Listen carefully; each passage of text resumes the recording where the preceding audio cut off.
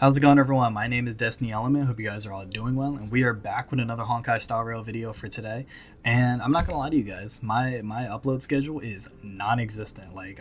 My summer classes, they've been kicking my ass, man. Like, I got about 3 essays due a week for the next 4 weeks, and it's been insane. So I've been pretty stressed out, but I still want to upload videos for you guys. I still want to cover news and information and make guides and do summon videos for y'all. So I definitely will be summoning a lot in 1.2, specifically for Kafka. I don't know if I'm going to live stream it or record it, but I'll probably do a poll on my channel, when we get closer to her release date. But in this video, it's just going to be chill, straightforward, simple. We're just going to talk about 1.2, and I also wanted to talk about Blade and Kafka and if you guys should summon for these characters, because they're the newest characters coming into the game. I know there's a lot of hype around them, so I kind of wanted to do this before you summon video, or I just wanted to talk about them and maybe help you guys who are struggling to decide if you want to use your Stellar Jade on them. So it's gonna be a pretty chill video. You can play this in the background while you're eating, while you're doing homework, while you're playing something. So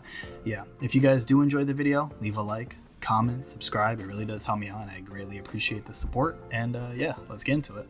So obviously with this update, we're going to have a continuation of the main story, and the game's been out for quite a bit, so I'm pretty sure everyone is past level 50 Trailblaze wise, so everyone can continue with the story without any issue. But I'm really excited. There's a lot of stuff to see, like this new boss, Kafka's plan. We're gonna be able to see some backstory with Dan and Blaze, so I think that's gonna be really cool. We have two new areas. We have the Alchemy Commission, and then we have the Scale Gorge Waterscape. So we're going to see why this area was closed off, and then we're also going to be able to see how I think they're called the Sanctus Medicus. We're going to see how they actually achieve their immortality, I'm pretty sure. But yeah, I'm pretty excited. New areas, new treasure chests to collect, and hopefully some new bosses that we can fight. But pretty nice. Some new enemies as well too. We got this ape.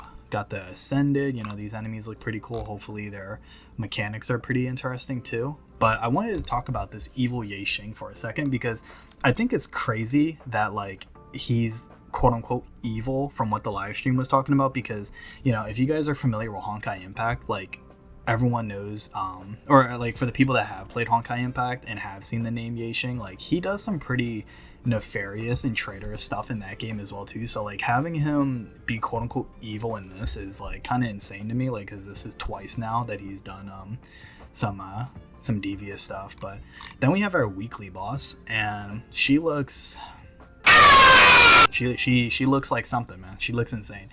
I'm really excited to do this weekly boss.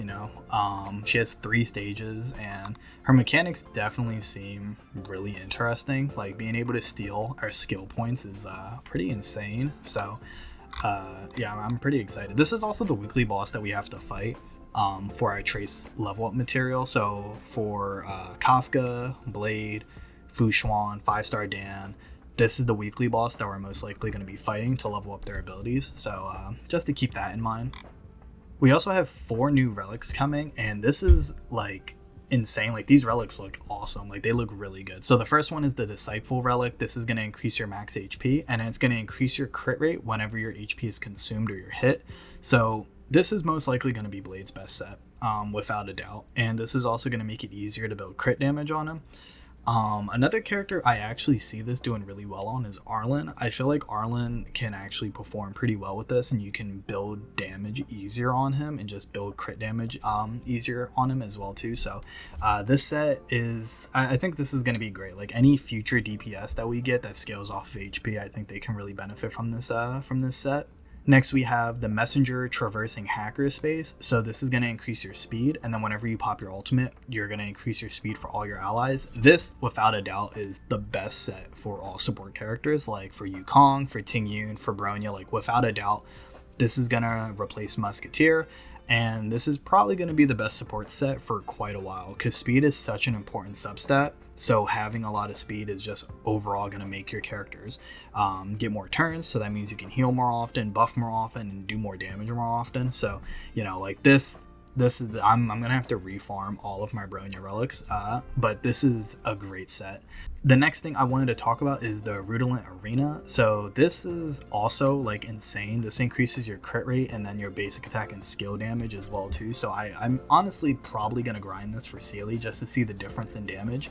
This is also gonna be insane for Blade, for everyone that's summoning for him, because not only are you getting your crit rate from the Disciple set, but you're also getting crit rate from this, and you're going to be able to increase your basic attack damage. So this is probably what you're going to be running on Blade without a doubt. And then we have Broken Keel. So I was talking about it when Lucha dropped, or Luocha, and I basically said that he has a lot of effect resistance. So if we get a set that like scales off of effect resistance, that's probably going to be better on him.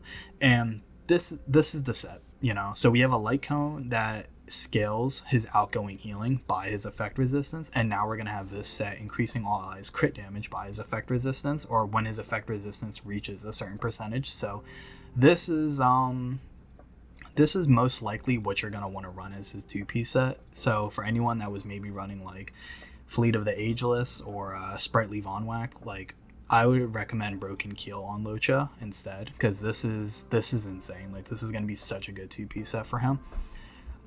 We have some new events, obviously, Tales of the Fantastic, and we have Underground Treasure Hunt. This is going to give us our modeling resin for the update, and you know, I'm really glad that they're continuing this trend, because modeling resin is like, it's such a good reward. Where Are You, Mystery Trotter? You know, this is going to be I think this is going to be a lot of fun. We're going to get Stellar Jade from all of these events, so you know, always nice to see. And then we have our Forgotten Halls, our Memory of Chaos reward. So I said this in my 1.1 video, if you guys should summon. So if you do not care about Luocha, or if you didn't need Luocha, I don't recommend summoning for him if you just want Yukong, because we are getting a free Yukong in 1.2. This is that free Yukong. So if you complete the Forgotten Hall, if you complete this stage of the Forgotten Hall, you get a free Yukong. So it's pretty nice. She's a great support, and she definitely does really well with other imaginary characters like Luocha and Welt, and she's probably going to perform even better when 5-star Dan comes out. But in my opinion, I still like Ting Yun a lot more than her, but if you do get this Yukong, definitely still invest in her, definitely build her. Like, she's a great support character, and honestly, like, support characters have a very long longevity, like they last for a long time. So I definitely recommend building her once you guys get your free copy. Now the next thing is the Gift of Odyssey. I wasn't sure if they were going to do this or continue doing this, but it seems like every update we are going to get a free multi from login, so there's no complaints from me on that. Like I think that's a great idea, and it's a great feature as well too. So, you know, for everyone saving for 1.3, here's another multi for you guys. But yeah, we have some new companion missions and some new materials as well too that are going to be required to upgrade Blade, Kafka, Luca, and Simulated Universe World 7 will be added. So if you guys don't know, Simulated Universe World 7 is going to be the deer. So I don't know. I don't really know what to look forward to when it comes to that, but that's going to be where you get your 2-piece planetary set from. That's where you're going to get Arena and Broken Keel. But now to what I wanted to talk about, and that's Blade and Kafka. So we're going to cover Blade first because he's the first banner, and overall his banner's all right. You know, you have Arlen, who I'm not particularly a big fan of, but you have Shushang and you have Natasha, and you know, you have Shushang, who is a great physical DPS who can break enemies' toughness really well, and Natasha is a phenomenal healer as well too, in my opinion. So the banner is not too bad.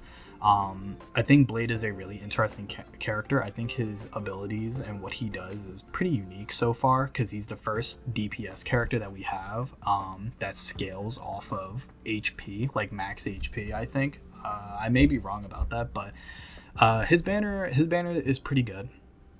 And, you know, a lot of people are really excited to summon for him, and I wanted to basically talk about, you know, why you guys should summon, or if you guys should summon. So the first thing that comes to mind is the fact that he's a wind destruction unit. If you don't have Bronya, if you haven't invested in Sampo, or if you haven't invested in Dan, I think Blade can honestly be a really good addition to your box. Plus, he also has really strong AoEs as well too. His kit, for the most part, is his skill can enhance his basic attack, and his basic attack will become AoE. Whenever he consumes his HP or he takes damage, he gains a stack. At max stats, he is able to launch a counter attack or basically like a follow-up attack, and that's actually going to heal him. His ultimate is going to set his HP to 50%. So if you're below 50, it'll heal you. If you're over 50, it'll lower it. But he just has a lot of sustainability, and he pairs really well with Locha. So I think these two could be ran really well together. You can pair him with Bronya, and Bronya is probably going to work really well with him, especially if you have Eidolons on Bronya, because she actually buffs wind damage. I think we're her Eidolon 4 or 5. I'm not sure, but I think Blade will be a great character, especially if you're lacking DPSs in your box. So I definitely recommend summoning for him. He's also I feel like he's also going to be a really easy character to build as well too. You know, especially with the new 4-piece and new 2-piece set that we are getting. I don't think a lot of people are going to be struggling to build him. You know, you can just build the 4-piece and 2-piece set, go crit damage on his chest piece, and then maybe attack percentage or speed on his boots. But for the most part, he's an overall well-rounded character from the gameplay that we've seen. So, you know, if you're lacking a wind DPS or you need someone to break enemies' wind toughness, you know, he can be a great addition. We obviously have his light cone banner. I forget what his light cone does specifically. I think it buffs his crit rate or crit damage. I don't know, but I think it actually scales off of his HP. And that's also another thing with Blade. I know in the closed beta, he scaled off of his missing HP, but recently they changed him, so now he scales off of his max HP. So just a really easy character to build, and you know, he should be pretty tanky as well too. He should survive for quite a while, even without a healer. But now the character I'm most excited about, and that's Kafka. So Kafka is going to be the second character in 1.2. And she's also going to have the new 4-star character, Luca. He is a 4-star physical nihility character, so they're kind of made to work together. But looking at their kits, so right now we have, I think this is Luca's kit. So yeah, this is Luca's kit. This is going to inflict bleed. It's going to increase the damage taken of the selected enemy for a certain amount of turn. And then we also have his talents. So this is going to make his basic attacks deal enhanced damage.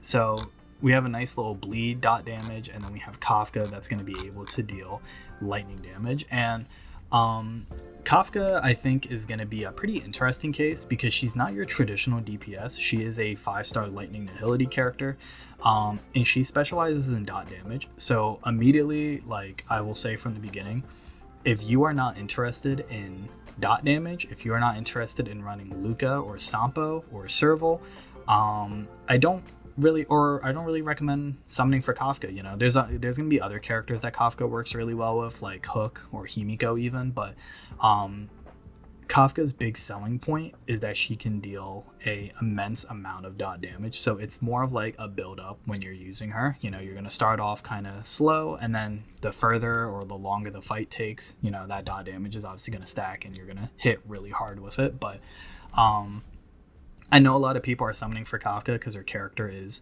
you know, it's obviously like really interesting and, you know, for other reasons. But if you're not interested in the dot damage, I probably wouldn't recommend summoning.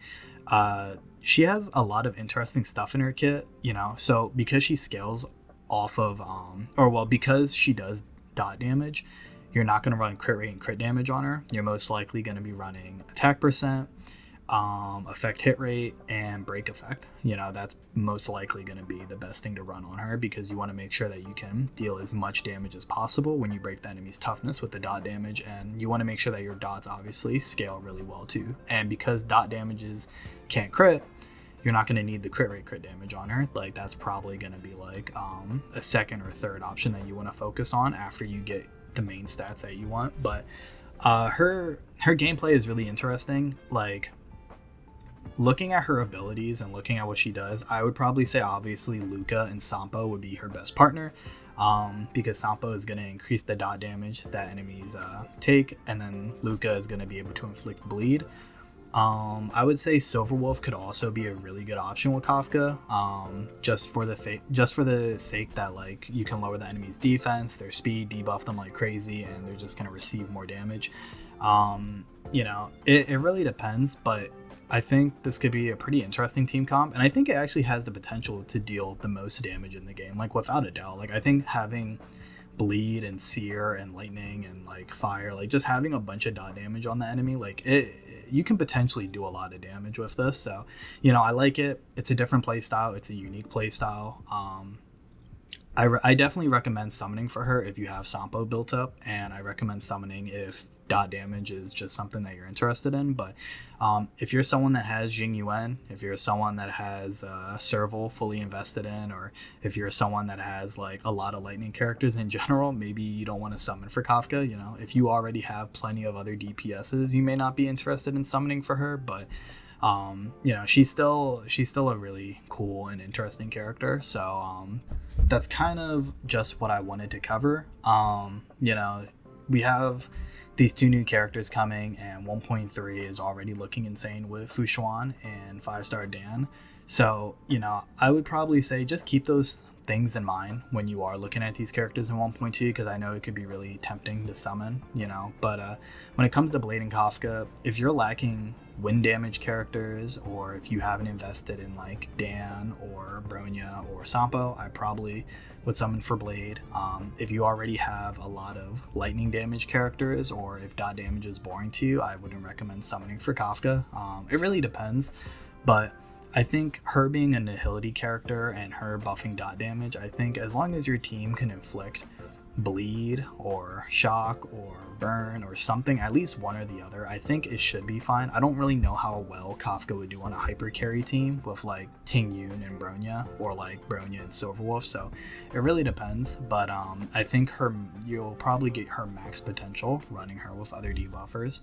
And then we have her light cone, obviously. Her light cone is, I think, just going to increase her lightning damage that she does, and it's also just going to increase the damage that enemies take from dot damage, or unless they changed it from the closed beta. But her light cone it looks pretty good. I would probably say the one light cone with Herda on it may actually be better, because that light cone increases your overall damage if the enemies have 3 debuffs at least on them. So it's like if you have that at super in position 5, that may be better, but it really depends. Looking at these characters, like I'm really excited. They look insane. But yeah, that's basically it. I kind of just wanted to talk about Blade and Kafka. I just wanted to talk about if you guys should summon for these characters, and there's a lot of things to take into consideration, like if you have wind characters built, if you like dot damage, if you have lightning characters already, or if you have other DPSs. But that's basically what I wanted to cover in this video, and I'm definitely going to be posting some more soon. Like, I'm going to have a couple guides out for you guys. I will definitely be live streaming when 1.2 drops. I may actually live stream and play through the story. We may do some new events. I don't think we're going to summon for Blade. I think I'm probably just going to skip Blade and summon for Kafka, and then maybe summon for Fushuan, or I most likely will. But that's basically it. I hope you guys enjoyed the video. Let me know in the comment section who you guys are summoning for, and I will see you guys in my next one. Peace. I wanna stay forever.